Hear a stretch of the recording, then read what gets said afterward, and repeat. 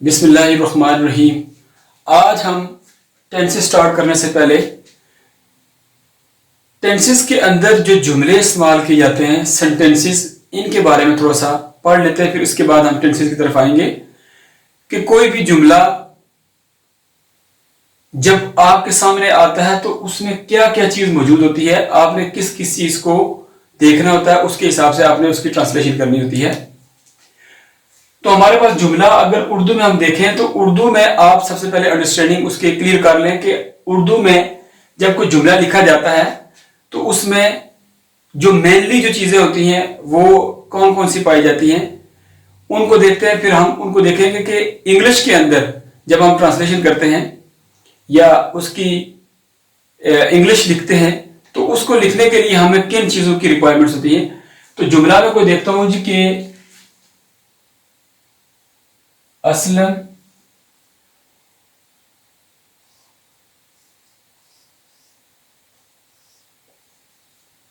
खत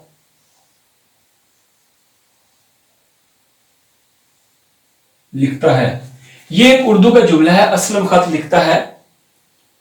मैं अभी किसी टेंस की बात नहीं कर रहा कि ये किस टेंस के अंदर बात की जा रही है, मैं जस्ट एक जुमला लिख रहा हूं कि असलम खत लिखता है। इसकी स्ट्रक्चर बयान करने लगा हूं कि इस जुमले के अंदर क्या क्या चीजें हैं। अब जब कोई जुमला लिखा जाता है तो उस जुमले के अंदर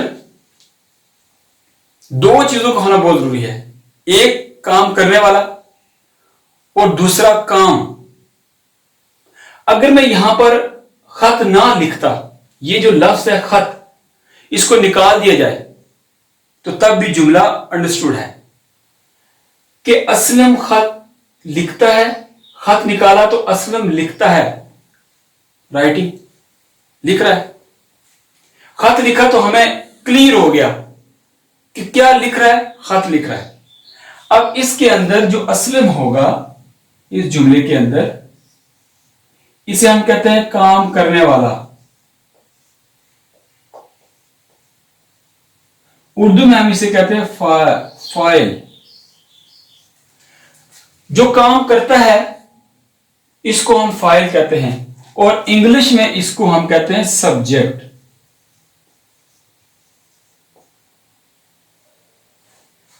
वो किसी का सब्जेक्ट जो है किसी का नाम हो सकता है, वो किसी का इसमें ज़मीर हो सकता है, प्रोनाउन हो सकता है, वो कुछ भी हो सकता है।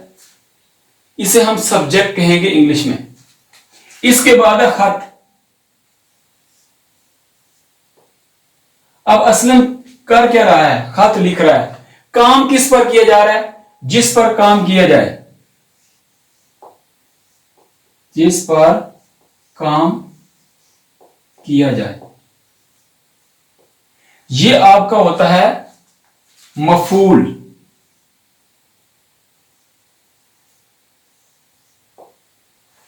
फाइल काम करने वाला, सब्जेक्ट, और जिस पर काम किया जाए वो आपका मफूल।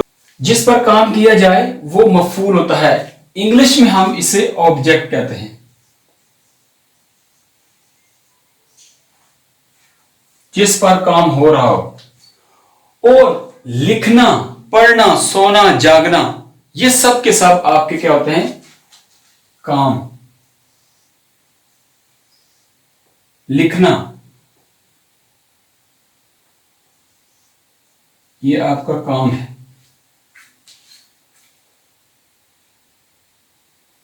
इसे उर्दू में फेल कहते हैं और इंग्लिश में हम इसे कहेंगे वर्ब। इसका मतलब है कि कोई भी जुमला अगर उसमें सब्जेक्ट और वर्ब मौजूद हैं तो जुमला मुकम्मल हो जाता है। मैं इसे लिखता हूं जी कि असलम लिखता है, असलम पढ़ता है, असलम रोता है, असलम जागता है। अगर मैं इसके साथ ऑब्जेक्ट ऐड कर देता हूं कि वो क्या लिख रहा है, वो क्या पढ़ रहा है, तो आपका जुमला मजीद क्लियर हो जाएगा, आपकी अंडरस्टैंडिंग बेहतर हो जाएगी कि कहने वाला क्या कह रहा है और काम करने वाला क्या काम कर रहा है।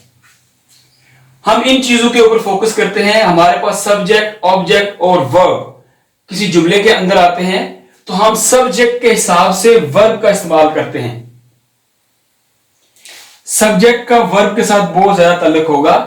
कि कहीं पर सब्जेक्ट के रेफरेंस से हम वर्ब चेंज करेंगे, सब्जेक्ट के रेफरेंस से हम हेल्पिंग वर्ब लेके आएंगे, ऑब्जेक्ट के लिहाज से हमको इतना खास वो नहीं करते। ऑब्जेक्ट तो हमारे जुमले को क्लियरेंस देने के लिए इस्तेमाल किया जाता है।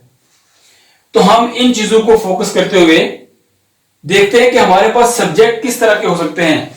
आपके पास सब्जेक्ट काम करने वाला, इसमें एक एग्जांपल नोट कर लें कि दो लोग हैं आपस में बातचीत कर रहे हैं। मैं अपनी एग्जांपल लेता हूं कि मेरे सामने एक बंदा बैठा हुआ है, मैं उससे बात कर रहा हूं। तो मैं जब बात कर रहा हूं तो मैं अपने आप को आई कहूंगा। अगर हम दो लोग मिलकर बात कर रहे हैं तो हम वी हो जाएंगे, ये जमा की मीनिंग में आ जाएगा। ये बोथ इन्हें कहा जाता है first person.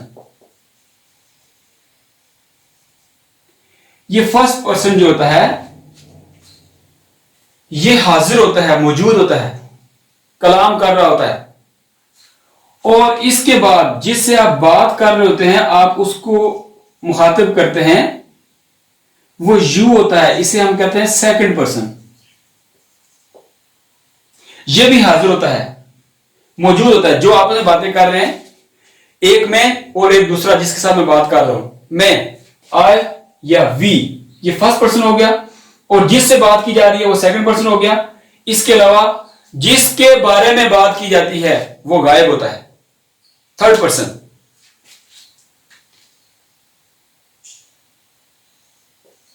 She, he, it. बारिश की बात की जा रही है, हम आपस में दो लोग बैठ के बात कर रहे हैं कि कल बारिश होगी। तो जिसके बारे में बात की जा रही है वो थर्ड पर्सन है, वो गायब है।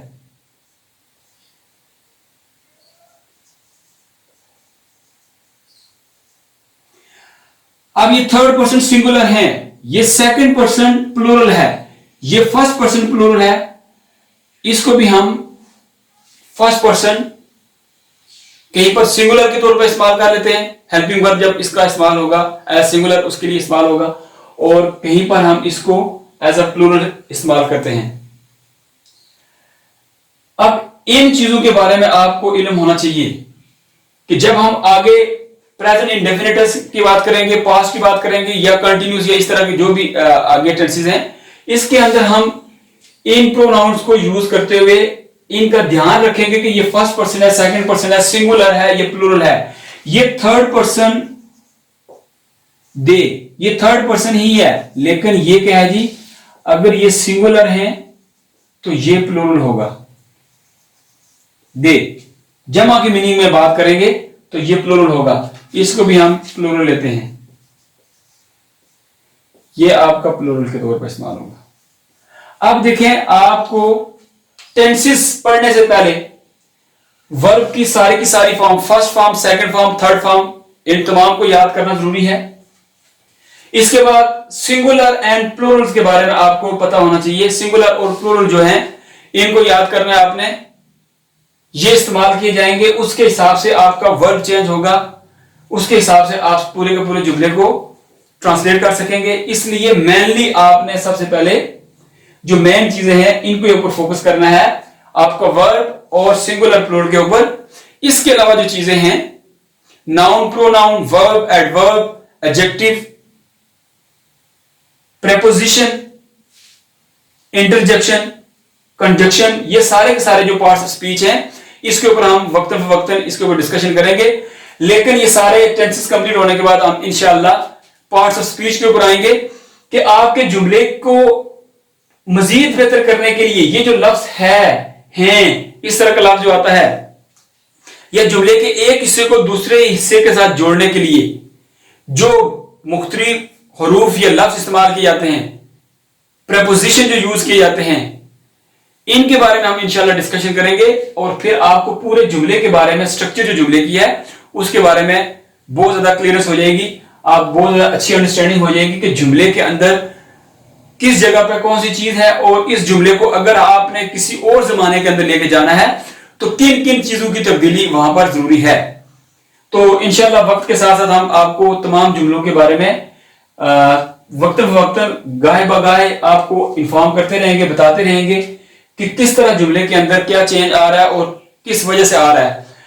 क्योंकि मैट्रिक लेवल के ऊपर, फर्स्ट सेकंड लेवल के ऊपर हमारे पास चेंजेस आती हैं कि आपने पास्ट इंडेफिनेट से आपने फ्यूचर इंडेफिनेट या फ्यूचर परफेक्ट के अंदर किसी जुमले को लेके जाना होता है, या फ्यूचर इंडेफिनेट टेंस को आपने पास्ट इंडेफिनेट टेंस में कन्वर्ट करना है, तब्दील करना है। उसकी तब्दीलियां जो है वो किस तरह होंगी, किस किस चीज को चेंज करना है, क्या क्या उसमें चेंजेस आएंगी, सेंटेंस कैसे बनाया जाएगा, ये तमाम चीजें इंशाल्लाह हम नेक्स्ट लेक्चर के अंदर या जब हमारे टेंसेस कंप्लीट हो जाएंगे इसके बाद हम इनकी प्रैक्टिस करेंगे। उम्मीद है कि आज के लेक्चर के अंदर आपको बहुत सारी चीजें क्लियर हो चुकी होंगी। अस्सलाम वालेकुम वरहमतुल्लाहि वबरकातुहू।